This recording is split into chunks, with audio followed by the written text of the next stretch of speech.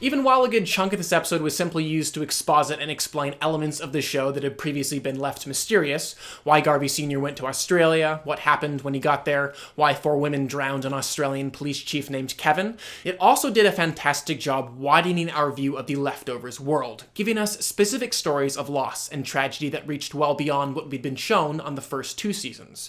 And in that narrative switch-up and the disorientation and confusion that came along with it, we the audience were helped to, with greater empathy, understand the experience of the characters on this show, by being forced to, along with them, focus on what could be meaningless fragments of a different narrative, and by being made to consider others' stories without knowing exactly how or even if that fit into what we'd come to assume was the central storyline, we were helped to feel more clearly the pain and struggle that every individual felt post the events of the sudden departure.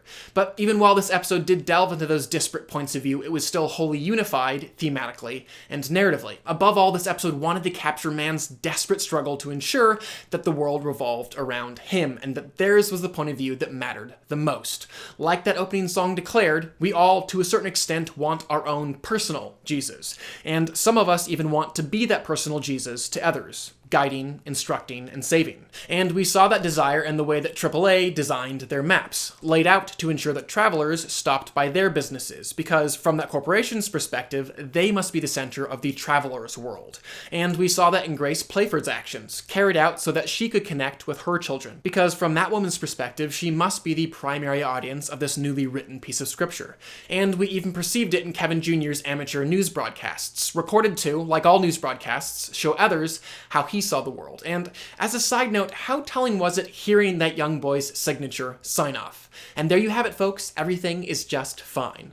Already at that early age, Kevin was longing for things to turn out fine for himself and for others. He wanted those ducks that had disappeared beneath the water to reappear. He wanted President Reagan, whose life had been threatened, to be alright. And now he wants those that have been left over to be okay. But more than any of those examples, in this episode we saw that desire most in Kevin Senior's actions, which ultimately gave us the full-on walkabout that Lindelof has been wanting to write since he introduced the character of John Locke back in Lost Season 1. And very much like that character, we saw that Garvey Senior had been burdened with this glorious purpose. He was to save the world, in his case with a song. But as interesting as that purpose was, and as intriguing as that man's belief was that the world hung over him and that he must save it, more interesting still was considering the vision that started him on that journey to begin with. Of course, we could still infer that during his 2 weeks of tripping on the drug God's tongue, in addition to seeing Tony the Chicken on TV, Garvey Senior also spoke to his son in purgatory, as we saw in episode 8 of season 2, telling him about the well into which he needed to push young Patty. I personally find it more interesting and narratively in line with the rest of this episode to interpret those 2 conversations as one and the same. So on one side of that conversation, Kevin Jr. saw something on TV, i.e. his father, that played into his story, providing him with the needed information to move forwards in it. And on the other side of that same conversation, Kevin Sr. saw something on TV, i.e. a chicken, that played into his story, providing him with the needed information to move forwards in it. And if in fact that was the case, we the viewer would be led to muse all the more, just like Ghost Patty Levin did back in season 2. It's hard to tell if they're a part of your story or you're a part of theirs. And while I do doubt that we'll ever get a cut and dry answer to that mystery, who is a part of whose storyline, there were a couple of indicators this episode that did confirm to me that Garvey Senior's and Garvey Jr.'s storylines, no matter how incongruent they may presently appear, will ultimately come together, and come together in a way that Garvey Senior especially won't like. And specifically those indicators were the parallels drawn between God the Father and Jesus his son, and Kevin Senior the father and Kevin Jr. his son. Parallels that have led me to believe that Kevin Senior will ultimately be forced to give up his son as a saving sacrifice for all. And the first of those parallels was Kevin Senior being presented a question that drove one man to set himself on fire. Would you kill a baby if it would cure cancer?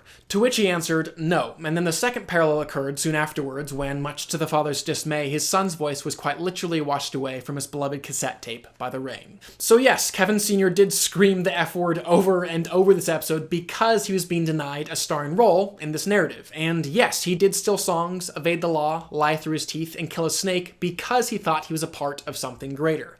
But no matter how tirelessly he sprinted towards that purpose, those previously described parallels really did make me think that he was more passionately running away from something, that being the sacrificing of his own son, which in the world of the leftovers means that that's exactly what he's going to need to do. And along with that, I love the visual rhyming that happened this episode. Kevin Senior wearing headphones just like Kevin Junior had back at the beginning of season 2. Both characters seeming to use them as these shields or distractions from what they were really being called to do. To close things out for this episode specifically, one that really made us wonder who was a part of whose storyline, I found it fantastically fitting that in Grace's family photo album, Kevin Senior found a page from the Bible, specifically Isaiah 40 and 41, because not only do those passages speak of God turning the desert into pools of water, which may be why we saw the locals constructing what looked like an ark, it also clarifies for us whose story all these characters find themselves in. And it's not Matt Jameson's, nor Durst's, or Laura Garvey's, nor even Kevin Garvey Sr.'s or Kevin Garvey Jr.'s. It's God's story. Do you not know? Have you not heard? Has it not been told to you from the beginning? Have you not understood from the foundations of the earth? It is he who sits above the circle of the earth. Those are my thoughts anyways on this week's episode, and I would love to hear your guys's. Do you think, from what we've seen from the first 3 episodes anyways, that Kevin Jr. is the actual solution to the Earth's problems, like everyone is seeming to believe that he is? Definitely comment below and let me know. And before I close things out, I also wanted to give a very special shout out and thank you to all my patrons over on patreon.com. You guys have really kept this channel growing and maturing to the level that it has over the last couple of years, and I just wanted to say thank you so much for that. And to the rest of you guys, even if you can't support me over on patreon.com, please do subscribe. I'm going to continue to review films and television on this channel, and I would love for you to stay up to date on all of those things. But for now, I'm Chris Hartwell. This is The Heartbeat. Thank you for joining me.